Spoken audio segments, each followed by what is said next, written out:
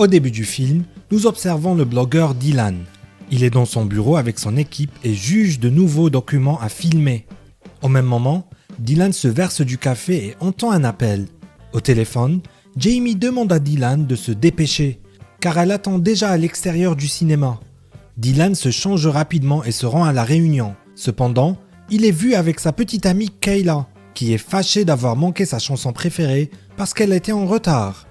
Le personnage principal voit également Quincy, qui suggère de faire une pause au lieu d'aller au cinéma. Dylan entend la même chose de la part de sa petite amie. Kayla dit que le gars est très gentil, cependant, elle ne l'aime plus. Dylan parle à son ami et lui demande pourquoi toutes les relations commencent si bien et finissent à l'opposé. Jamie parle également à son ami et lui dit qu'elle en a assez des relations sérieuses. Dylan part bientôt en voyage d'affaires à New York.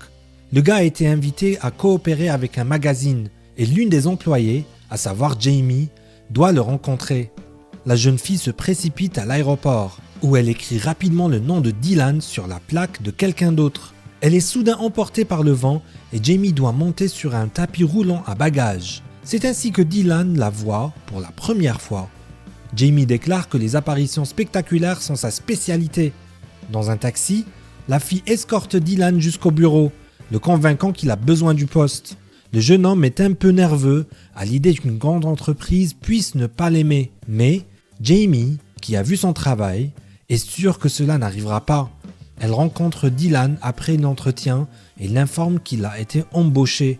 Jamie pense que, ne serait-ce que pour déménager à New York, le poste vaut la peine d'être accepté. Après cela, la fille décide de faire visiter la métropole huppée à Dylan. Le gars est un peu mal à l'aise, car il y a très peu d'espace libre dans la ville. C'est pour ça Jamie le traite en plaisantant d'antilope sauvage.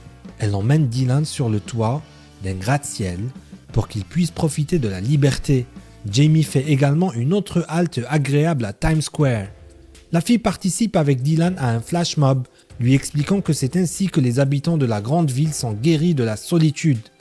Le gars dit que tous les arguments de Jamie l'ont convaincu de rester à New York. Bientôt, Dylan prend ses affaires et emménage dans un nouvel appartement. Le jeune homme apprécie la métropole et son rythme, bien qu'il ne s'y sente pas très à l'aise. Au bout d'un certain temps, Dylan va travailler au bureau.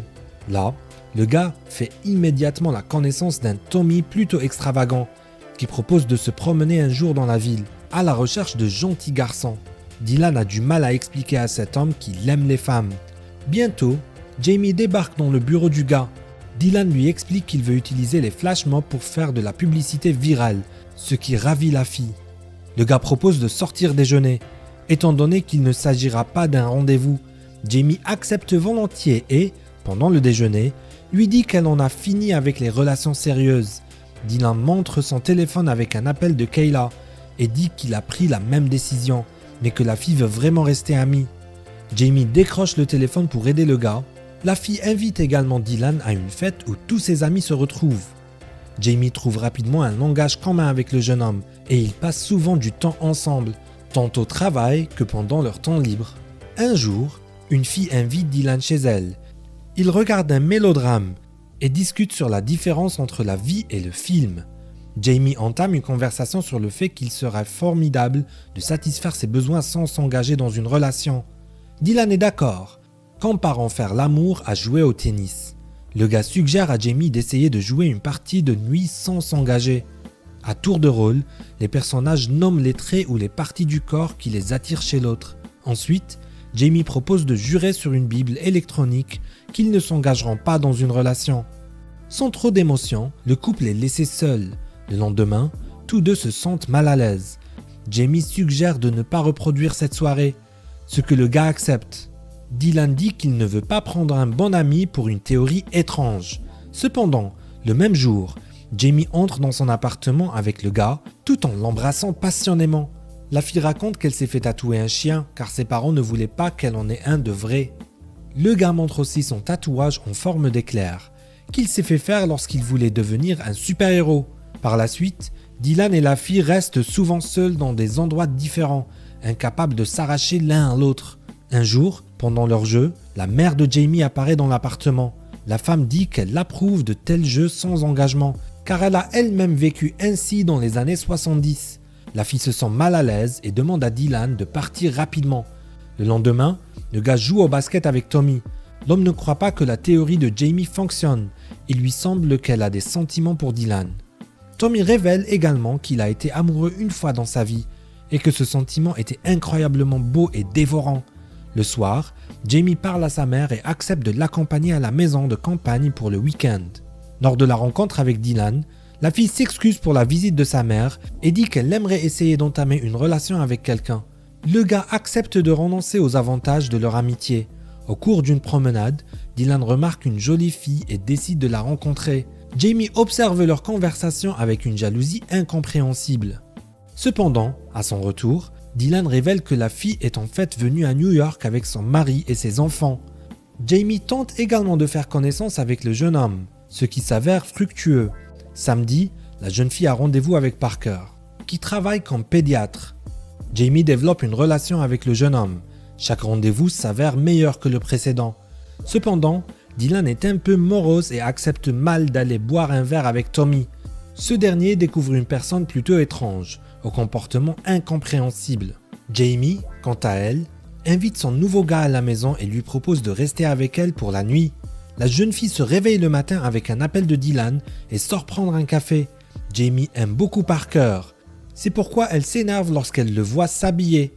Le gars admet qu'il n'est pas fait pour une relation sérieuse, ce qui met la fille très en colère. Jamie vient chercher du soutien auprès de son ami. Dylan essaie de calmer son ami, car il est en train de faire ses valises pour aller passer le week-end à Los Angeles avec sa famille. Le petit ami donne également un tableau à Jamie.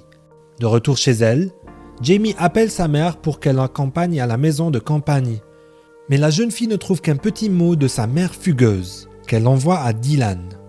Le gars sympathise avec son ami et lui propose de l'accompagner à Los Angeles. Elle tente de refuser, mais Dylan s'empresse de lui acheter un billet. Jamie se retrouve bientôt dans la maison où son ami a grandi. Dylan lui présente sa sœur et son père, qui est devenu un peu étrange avec l'âge. Le soir, Jamie discute avec la sœur du gars et regarde l'album de famille. La fille monte dans sa chambre et bientôt Dylan frappe à sa porte. Le gars propose de jouer à des jeux nocturnes, mais Jamie dit qu'elle a plutôt besoin de son soutien maintenant. Dylan change rapidement et remonte le moral à la fille en chantant avec les sons du lecteur. Après avoir bu un verre, Jamie dit qu'elle est heureuse de les rencontrer, après quoi elle embrasse le gars. Malgré les promesses faites l'un à l'autre, ils restent seuls ensemble. Le soir, Dylan quitte discrètement la chambre de la fille, ce qui est remarqué par sa sœur. Au petit déjeuner, Jamie essuie les miettes sur le visage du gars, mais celui-ci réagit un peu sèchement. Au cours d'un repas de famille, le père de Dylan oublie qu'il a divorcé sa femme il y a une dizaine d'années. Lorsque le jeune homme le lui rappelle, il se lève de la table, tombe et se met en colère lorsque les enfants essaient de le relever. La fille regarde Dylan avec sympathie, ne sachant pas comment le soutenir. Jamie emmène le gars dans un endroit magnifique et tente de lui parler de son père. Mais Dylan ne veut pas poursuivre la conversation car il ne supporte pas la sympathie ou les conseils d'autrui. Lorsque l'hélicoptère de sécurité arrive, le gars dit à Jamie qu'il a le vertige et finit par être emmené en ville sur un câble. La sœur rit en regardant un reportage sur Dylan, après quoi elle essaie de lui parler de Jamie. Jamie elle-même se cache dans la boîte à malice du neveu du gars. Dylan déclare qu'il ne pourra jamais sortir avec Jamie parce qu'elle est trop bizarre, impolie et qu'elle ne cherche pas à avoir une relation romantique. Sa sœur, en revanche, pense qu'ils sont parfaits l'un pour l'autre. Lorsque tout le monde s'en va, Jamie sort discrètement de la boîte et s'en va. Au dîner, la fille annonce qu'elle retourne à New York. Dylan essaie de parler à son ami, mais n'obtient aucune réponse.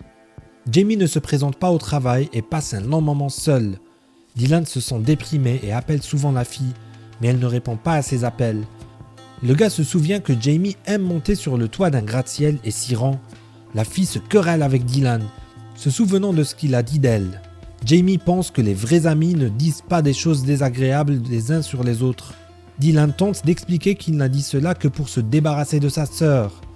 Le gars ne comprend pas non plus pourquoi Jamie est vexé qu'il ait quitté sa chambre après qu'ils aient fini leur jeu. La fille bouleversée s'en va, se sentant trahie.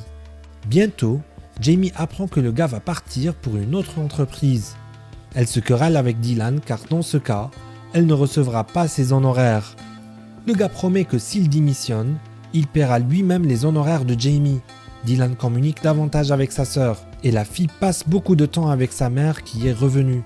La femme conseille à Jamie de retrouver un homme qui sera un partenaire et un véritable ami pour elle, plutôt que d'échanger avec de faux princes. Dylan, quant à lui, retrouve son père à l'aéroport.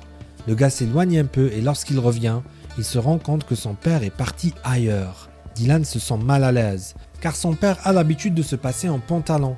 Cependant, le gars se souvient du conseil de Jamie et décide de soutenir l'homme. Dylan enlève lui aussi son pantalon et s'assoit à côté de son père. L'homme révèle qu'il était amoureux d'une fille à l'armée, mais par bêtise, il l'a perdue, même s'il ne peut pas l'oublier. Dylan révèle qu'il veut récupérer Jamie et s'excuser auprès d'elle. Son père lui conseille de se battre et de saisir toutes les chances possibles, car la vie est trop courte. Jamie, quant à elle, attend sa mère au centre commercial. Soudain, les gens autour d'eux se mettent à danser. La fille remarque Dylan et comprend qu'il a organisé un flash mob pour elle. Jamie se réconcilie avec son gars et ils ont leur premier vrai rendez-vous. C'est la fin du film. Merci à tous d'avoir regardé ce film jusqu'au bout. Donnez un like à cette vidéo, écrivez dans les commentaires ce que vous pensez de ce film et rendez-vous dans de nouvelles vidéos.